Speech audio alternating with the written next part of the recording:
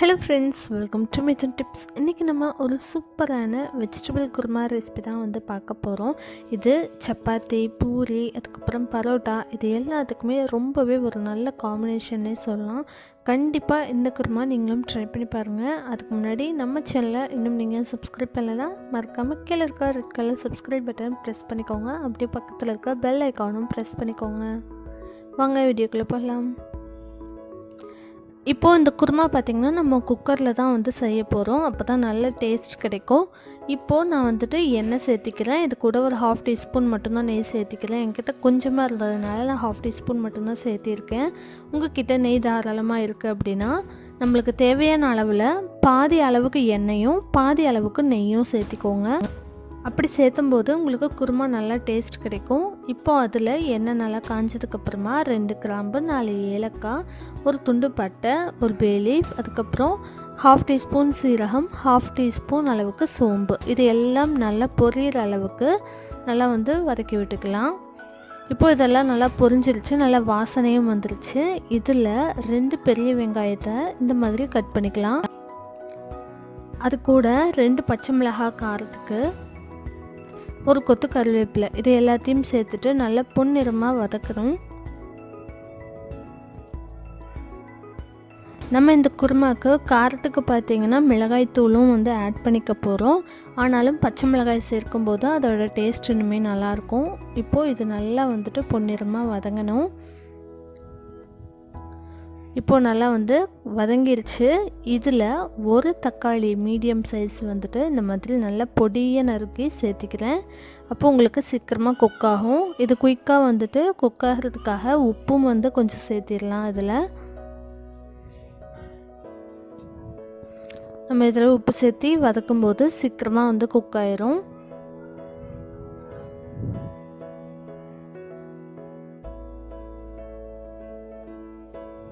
இப்போ தக்காளி நல்லா வதங்கிருச்சு, எண்ணெயும் பிரிஞ்சு வந்துருச்சு. இந்த ஸ்டேஜில் 1 டேபிள் ஸ்பூன் அளவுக்கு இஞ்சி பூண்டு விழுது சேர்த்திடலாம். இது வந்து பச்சை வாசனை போகணும், நல்லா வெங்காயம் தக்காளி கூட மிக்ஸ் ஆகணும், அது வரைக்கும் நல்லா வதக்கி விட்டுக்கலாம்.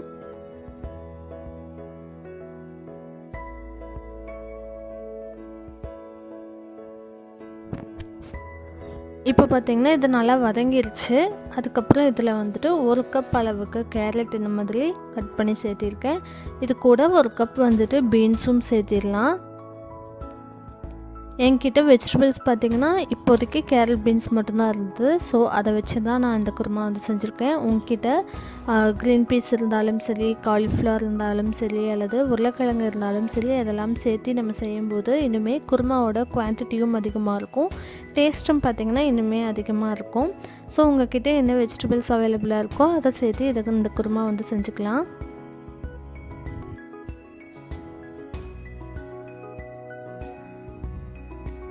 நல்லா வந்துட்டு எண்ணெயிலேயே ஒரு நிமிஷம் ஃப்ரை பண்ணி விட்டுக்கலாம்.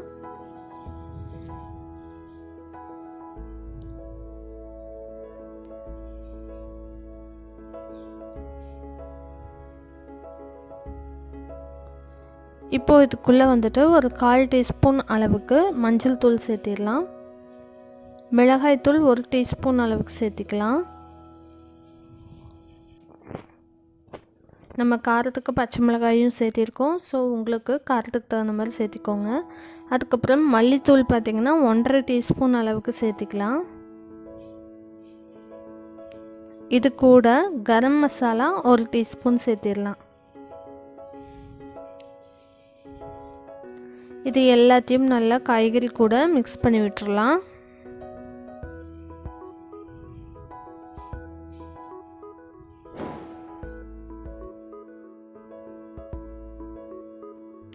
இப்போது இந்த மசாலா எல்லாம் நல்லா அந்த காய்கறியில் பிடிக்கிறதுக்காக இந்த காய் மூழ்கிற அளவுக்கு கொஞ்சமாக வந்து தண்ணி சேர்த்திக்கலாம்.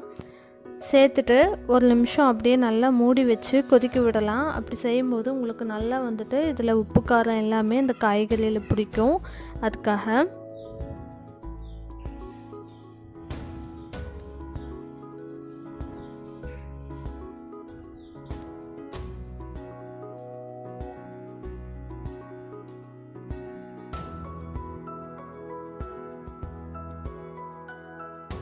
இதை அப்படியே மூடி வச்சு 1 நிமிஷம் விட்டுறலாம்.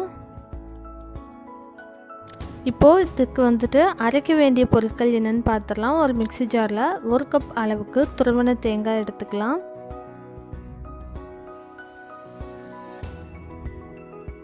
இது கூட 1 டேபிள் ஸ்பூன் அளவுக்கு பொட்டுக்கடலை சேர்த்திக்கோங்க.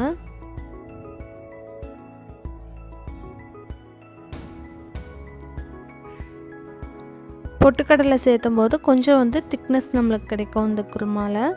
அதுக்கப்புறம் 1 டீஸ்பூன் அளவுக்கு சோம்பு சேர்த்திடலாம்.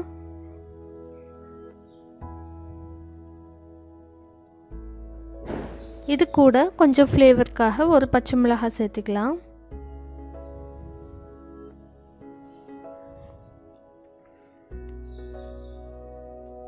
இது கூட ஒரு 10 முந்திரி பருப்பு, ஒரு 1/2 டீஸ்பூன் கசகசா, இது வந்துட்டு ஒரு 20 மினிட்ஸ் முன்னாடியே இந்த மாதிரி தண்ணியில் கொஞ்சம் ஊற வச்சுக்கோங்க. நம்ம பேஸ்ட் பண்ணுறதுக்கு கொஞ்சம் ஈஸியாக இருக்கும், அதுக்காக நம்ம முன்னாடியே இதை வந்து ஊற வச்சுருக்கோம். கசகசா ஒரு 1/2 டீஸ்பூன், ஒரு 10 முந்திரி பருப்பு, இதை சேர்த்துனா தான் இந்த குருமா வந்துட்டு நல்ல டேஸ்ட் கொடுக்கும். ஒரு ரிச்சான டேஸ்ட் வந்துட்டு நம்மளுக்கு கிடைக்கும். ஸோ இப்போது இது எல்லாத்தையும் முடிஞ்ச அளவுக்கு நல்லா நைஸாக அரைச்சி எடுத்துக்கோங்க. அப்போ தான் இது குருமாவில் சேர்த்தும் போது டேஸ்ட்டு நல்லாயிருக்கும். ஸோ இப்போ வந்துட்டு ஒரு நிமிஷம் கழித்து பார்த்தோம்னா இந்த மாதிரி நல்லா வந்து கொதிச்சுக்கிட்டுருக்கு. இந்த ஸ்டேஜில் நம்ம அரைச்ச பேஸ்ட்டை இது கூட ஆட் பண்ணிக்கலாம்.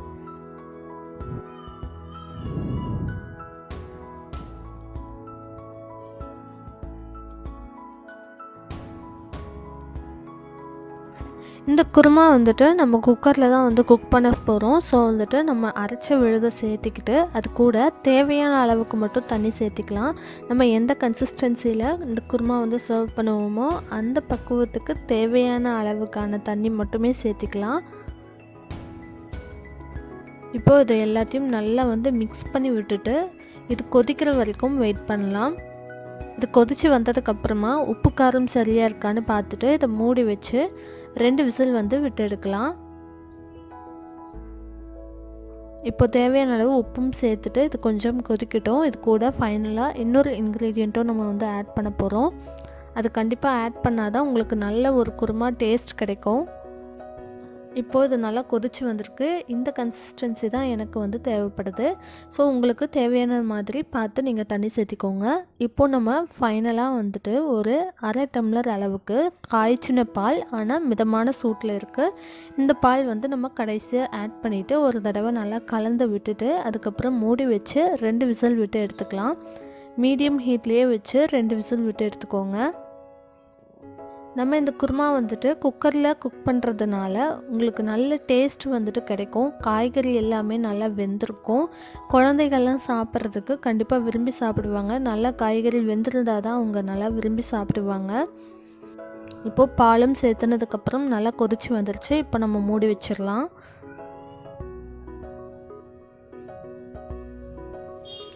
ஸோ 2 விசில் வந்ததுக்கப்புறம் ஃபுல்லாக ப்ரெஷர்லாம் ரிலீஸ் ஆனதுக்கப்புறமா இதை திறந்து பார்க்கலாம். இப்போ பார்த்திங்கன்னா சூப்பராக குக் ஆகிருக்கு. எண்ணெய்லாம் நல்லா பிரிஞ்சு வந்திருக்கு. அடிப்பிடிக்கலாம் இல்லை, நல்ல வாசனையோட சூப்பராக இருக்குது. ஸோ நான் ஏற்கனவே சொன்ன மாதிரி நம்ம எந்த அளவுக்கு தண்ணி தேவைப்படுமோ அதுக்கு தகுந்த மாதிரி ஊற்றி வச்சோம்னா கொஞ்சம் கூட குறையாமல் அதே கன்சிஸ்டன்சியில் தான் வந்து இருக்கும். ஸோ பார்த்து ஆட் பண்ணிக்கோங்க. நம்ம அடுப்புலேருந்து இறக்குனதுக்கப்புறமா கடைசியாக வந்துட்டு ஒரு கைப்பிடி அளவுக்கு கொத்தமல்லி தலையை நல்லா பொடியை நறுக்கி இதில் சேர்த்திக்கோங்க. இதை நல்லா கலந்து விட்டுட்டு ஒரு 5 மினிட்ஸ் அப்படியே மூடி வச்சிடலாம். அப்போ தான் இதோட ஃப்ளேவர் எல்லாமே நல்லா வந்து அந்த குருமாவில் நல்லா கலங்கி இருக்கும். நல்ல ஒரு டேஸ்ட்டும் நம்மளுக்கு கிடைக்கும். ஸோ அவ்வளோதான், நம்மளுக்கு சூப்பரான வெஜிடபிள் குருமா வந்துட்டு ரெடி ஆயிடுச்சு. இதை நம்ம சூப்பராக சப்பாத்தி, பரோட்டா, அதுக்கப்புறம் பூரி இது எல்லாத்துக்கும் சர்வ் பண்ணலாம். இந்த சுவையான குருமாவை நீங்களும் ட்ரை பண்ணி பார்த்துட்டு எப்படி வந்துச்சுன்னு சொல்லி கீழே கமெண்ட் பண்ணுங்கள். மறக்காமல் நம்ம சேனலும் நீங்கள் சப்ஸ்கிரைப் பண்ணலைன்னா கீழே இருக்க red colour subscribe button press பண்ணிக்கோங்க. அப்படியே பக்கத்தில் இருக்க பெல் ஐக்கானும் ப்ரெஸ் பண்ணிக்கோங்க. அப்போ தான் நம்ம சேனலில் போடுற வீடியோஸ் நீங்கள் மிஸ் பண்ணாமல் பார்க்கலாம். தேங்க்ஸ் ஃபார் வாட்சிங்.